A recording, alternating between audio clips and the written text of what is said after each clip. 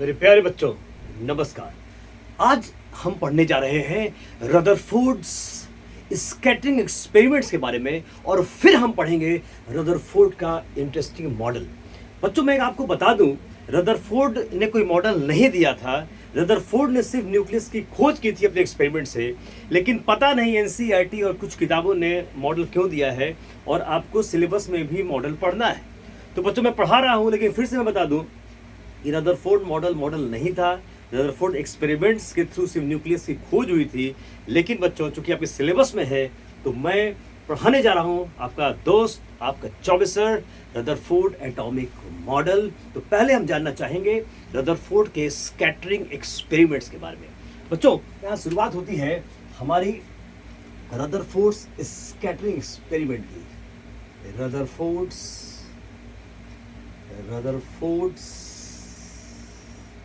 scattering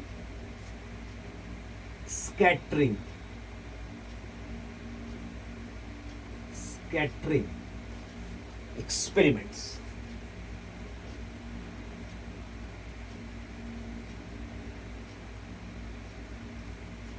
Rutherford's scattering experiments। बच्चों, क्या कहता है एक्सपेरिमेंट ये?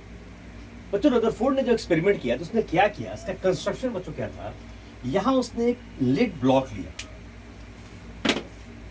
यहां पर उसने क्या किया, एक लिड ब्लॉक लिया। मैंने बताया था ना लिड ब्लॉक क्यों लेते हैं। लिड ब्लॉक जो है वो रेडिएशंस को ब्लॉक कर देता है, अपने से पास नहीं करने देता। बच्चों, यहां बच्चों मैंने लिया, यहां मैंने एक रेडियो एक्टिव एलिमेंट लिया, जैसे रेडियम ले सकते हो। जैसे मैंने रेडियम बच्चों ले लिया, रेडियम। तो ये रेडियो एक्टिव एलिमेंट है और इससे आपको सोर्स है, ये सोर्स ऑफ अल्फा पार्टिकल्स। ये सोर्स ऑफ अल्फा पार्टिकल्स, ये सोर्स ऑफ अल्फा पार्टिकल्स। ठीक है बच्चों, यहाँ स्लीट है। स्लीट मतलब फाइन बीम, एक शानदार तरीके से रेज निकले, उसके लिए बच्चों यहाँ पे स्लीट लगाते हैं। स्लीट लगाते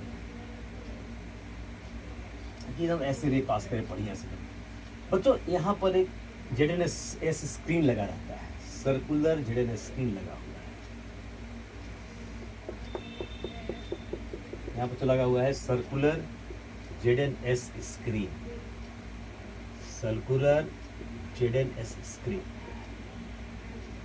ठीक है बच्चों, और यहाँ बच्चों हम लेते हैं गोल्ड फॉइल, थीन गोल्ड फॉइल। बच्चों, तो मैं सबका रीजन दे रहा हूं, सारी चीजों का रीजन मैं दे रहा हूं। बच्चों, ये होता है आपका थीन गोल्ड फॉइल।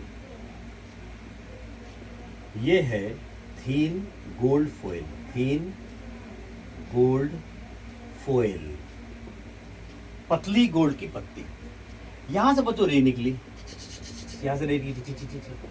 बच्चों, कुछ रेज यहां से टकराई, इसलिए जिंक सल्फाइड स्क्रीन लेते ताकि चमके। यहाँ पे बच्चों, यहाँ पे ऐसे कुछ इधर डिफ्लेक्ट की,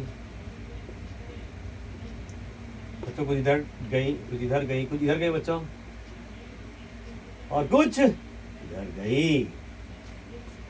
बच्चों, ये स्लिट है। अब देखो, ये चीज को समझ लो आप, ये चीज को समझ लो। तो बच्चों, जब अल्फा रेज, यहाँ से अल्फा रेज पास की, अल्फा पार्टिकल्स, मैं लास्ट वीडियो में बता चुका हूँ। ये बच्चों अल्फा रेज है। अल्फा रेज बच्चों जब पास की, यहाँ से अल्फा रेज पास कर रही है, तो बच्चों जेडएनएस स्क्रीन पर जो टकराई, तो उससे हमारे रदरफोर्ड जी ने क्या किया बच्चों, एक पूरा कंक्लूजन निकाला। उस एक्सपेरिमेंट को उसने क्या ऑब्जर्व किया बच्चों, मैं बता रहा हूँ। यहाँ पर मैं यहाँ बनाऊँ फिगर को, यहाँ बच्चों बना रहा हूँ, यहाँ देखो तो यहाँ फिगर बना रहा हूँ। यहाँ बच्चों ये फिगर है। बच्चों, उसने ये देखा कि most of the alpha rays जो है, जो मैक्सिमम अल्फा रेज है, वो बिना किसी डिफ्लेक्शन के निकल गई। बच्चों, most of the alpha rays, maximum alpha rays बिना किसी डिफ्लेक्शन के बाहर निकल गई। कुछ बच्चों क्या हुई, कुछ जो है वो स्मॉल एंगल से डिफ्लेक्ट हुए। स्मॉल एंगल, ऐसे बच्चों जाना चाहिए था, लेकिन इस एंगल से डिफ्लेक्ट कर दिया। यहाँ भी बच्चों वही होगा, यहाँ भी वही कहानी है, ऐसे जाना चाहिए था, है ना। देखो, कुछ एंगल से क्या हुआ, डिफ्लेक्ट हो गया, ऐसे जाता ना।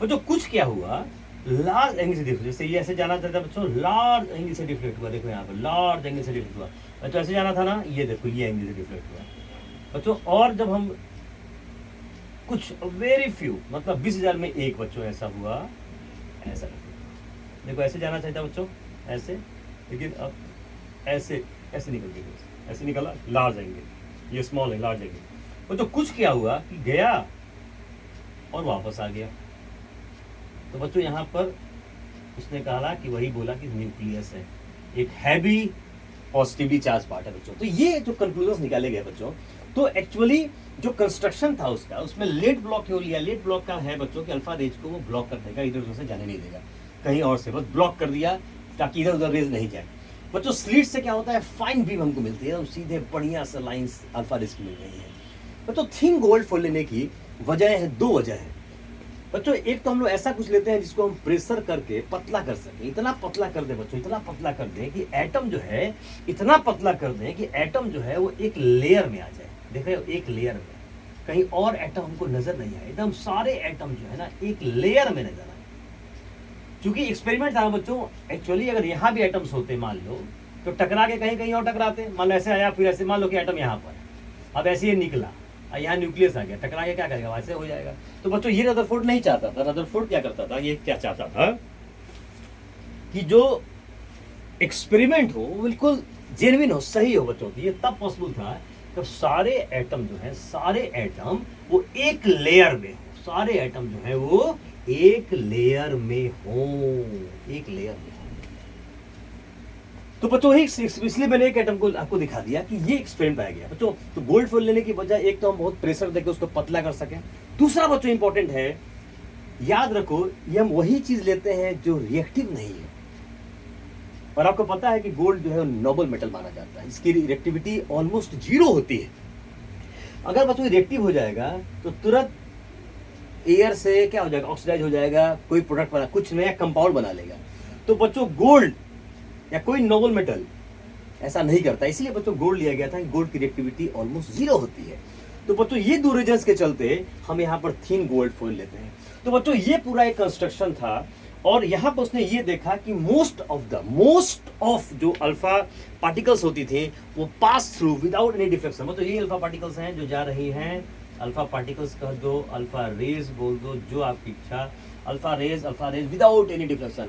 99% अल्फा रेज जो है बिना किसी डिफ्लेक्शन के निकल गई। तब उसने ऑब्जर्व किया, इसका मतलब है कि एटम का जो मोस्टली पार्ट होता है बच्चों वो क्या होता है, खाली होता है। अब याद करो कि हमारे थॉमसन बाबू ने क्या बोला था बच्चों, थॉमसन ने ये बोला था, थॉमसन ने बच्चों ये बोला था कि जो एटम होता है वो पॉजिटिवली चार्ज स्फीयर होता है।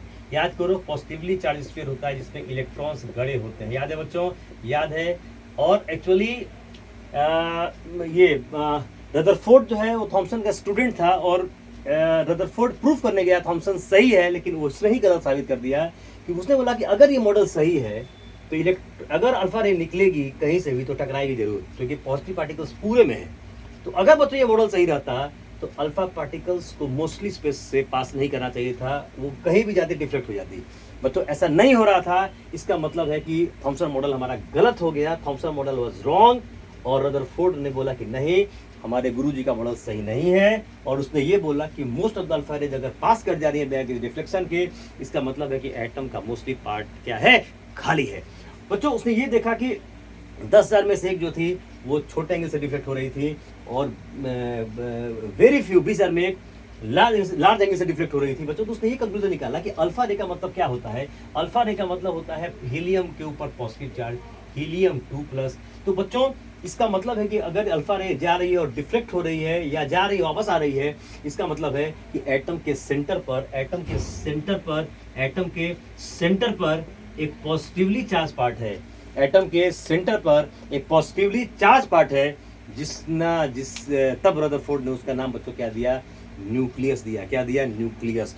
और यही रदरफोर्ड की सबसे बड़ा कंट्रीब्यूशन कहेंगे आप, सबसे बड़ा अचीवमेंट कहेंगे, जिसने न्यूक्लियस की खोज कर ली। उसने ये बोला बच्चों कि एटम के सेंटर पर एक हैवी पॉजिटिवली चार्ज पार्ट होता है जिसको उसने क्या कहा, न्यूक्लियस कहा। रदरफोर्ड बच्चों मॉडल नहीं है, फिर बता दूं मैं, आप किसी बहुत अच्छी बुक्स में नहीं पढ़ेंगे। रदरफोर्ड एक्सपेरिमेंट सिर्फ होता है जिसने न्यूक्लियस निकाला। तो अब सोचो जरा बच्चों कि मॉडल में हम लोग ये बताते हैं कि न्यूक्लियस के अंदर प्रोटॉन न्यूट्रॉन्स होते हैं, जबकि रदरफोर्ड मॉडल 1911 में आया और चैडविक ने न्यूट्रॉन की खोज 1932 में की थी। क्या संभव है? तो हम ये मैं बच्चों बोल सकता हूँ कि एडिटेड मॉडल मान सकते हो आप, अगर मानना ही है तो, नहीं तो मॉडिफाइड मॉडल मान सकते हो, जो मैं अब इसके बाद बताऊंगा बच्चों। तो एक्सपेरिमेंट का बच्चों लिख लेते हैं, आप इसको पॉज करें और इसको बढ़िया सा फिगर बना लें।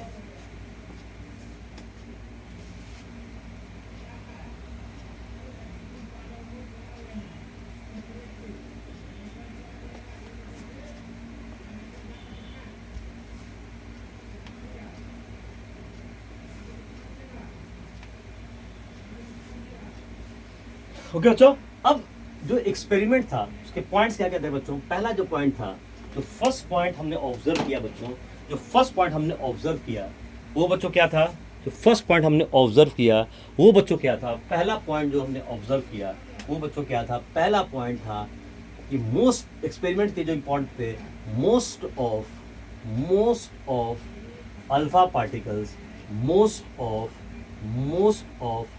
alpha particles passed through the foil without any deflection,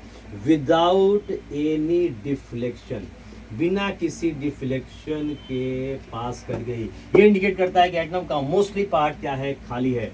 second point बच्चों क्या था,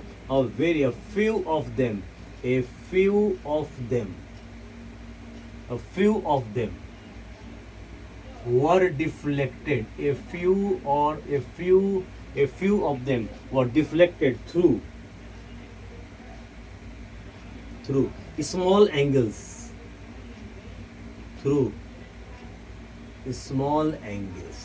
कुछ बच्चों क्या हुए, स्मॉल एंगल से डिफ्लेक्ट हुई। और तीसरा बच्चों था a very few of them,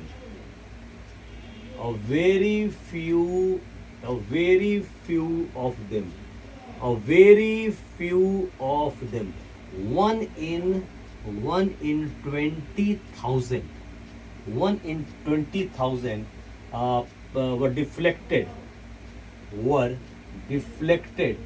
were deflected through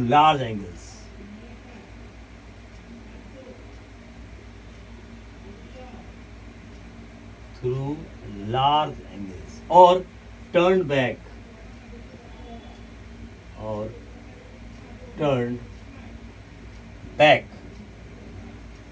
on their path। कुछ बच्चों क्या हुई, उसी रास्ते पे लौट आई। ठीक है बच्चों, तो ये जो पॉइंट्स थे बच्चों, ये जो पॉइंट्स थे, इसने एक्सपेरिमेंट किए कि मोस्टली अल्फा रेज जो है निकल गई बिना डिफ्लेक्शन के। वेरी 10,000 में से एक जो थी वो स्मॉल एंगल से डिफ्लेक्ट हुई, और जो वेरी फ्यू ऑफ देम 20,000 में एक ऐसी थी जो गई और बिल्कुल वापस लौट गई। इसका मतलब ये हुआ कि एटम के सेंटर पर एक हैवी पॉजिटिवली चार्ज पार्ट है जो पॉजिटिव होना चाहिए, क्योंकि हीलियम 2+ अल्फा पार्टिकल है, वही पॉजिटिव, और न्यूक्लियस भी पॉजिटिव, तब तो बच्चों रिपल्सन होगा ना। सेम चार्ज क्या करता है, रिपेल करता है। इसका मतलब ये कंक्लूजन निकाला गया मेरे प्यारे बच्चों। इसका मतलब है कि एटम के सेंटर पर एक पॉजिटिवली चार्ज पार्ट है जिसको रदरफोर्ड ने न्यूक्लियस कहा। बच्चों इसको पॉज करके आप नोट कर लीजिए।